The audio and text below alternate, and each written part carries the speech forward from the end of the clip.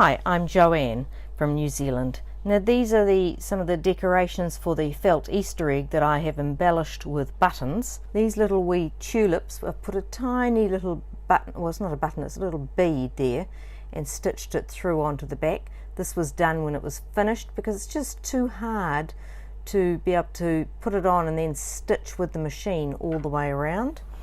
Then my little flowers, we've embellished with buttons. It's layering button on button. I really like this one, it's glittery.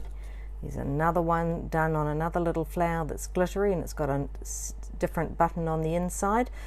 These again have to be added afterwards due to their size, and it does mean that unfortunately you get that little bit of thread showing in the middle of the Velcro, but that's just the way it is, and I think they look really cute.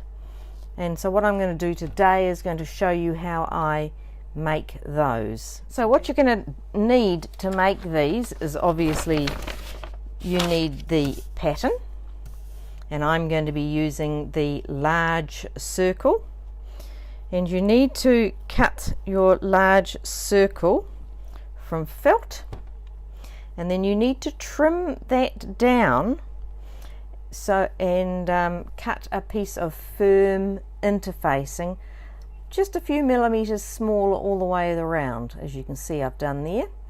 Then using this fantastic fusible web, that's that adhesive fusible web, cut out a wee piece, and I have placed it between here. You can just see it on the felt there, and that just holds that in place. When you're stitching, you just don't want to have to worry about that firm interfacing moving.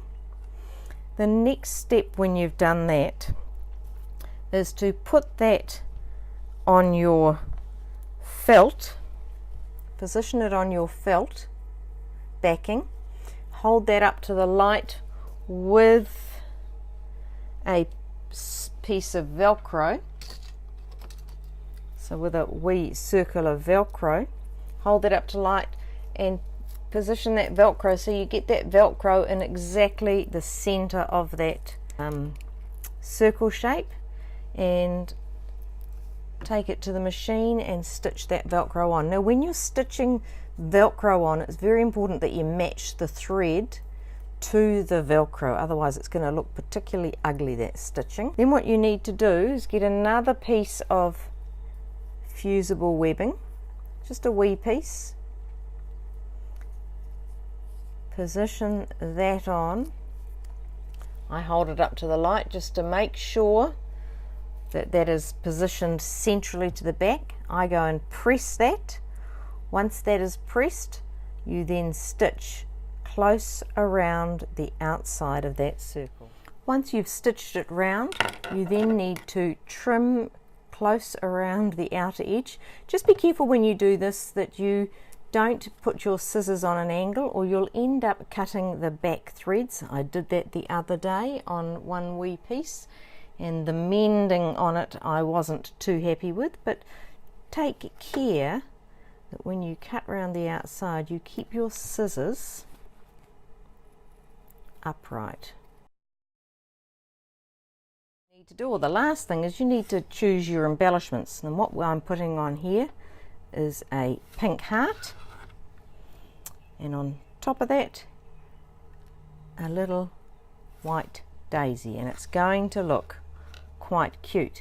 Now you will see that my holes are quite different distances apart, but so yeah, you have to be just a little bit careful when you stitch these on. Now I've stitched the two buttons on. One of the things you need to remember when you're stitching buttons on finished pieces is you need to leave a long thread when you start.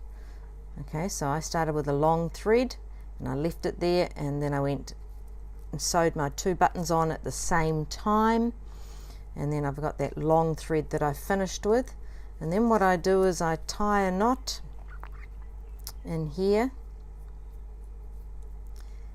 and get my needle, and I take that knot down to about 3 or so millimeters from the Velcro, You can see it there tied off. You can see it's a bit of distance between. You get your cheater needle and push that through. Sometimes you need to have a pair of pliers to help you do this, because getting through that Velcro and all that felt is not that easy.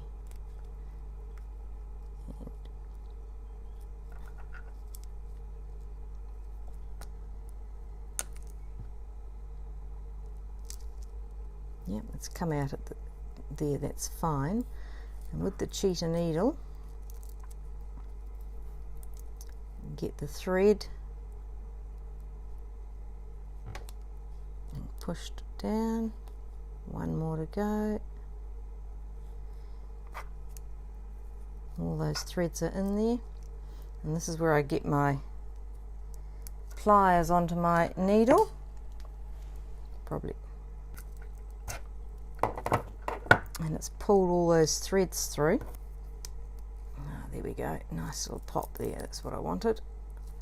And then I'm going to trim that back as close as I can to that edge, and you don't even see it. And there is the finished little circle embellishment with 2 buttons, and those buttons are pretty firmly stitched on.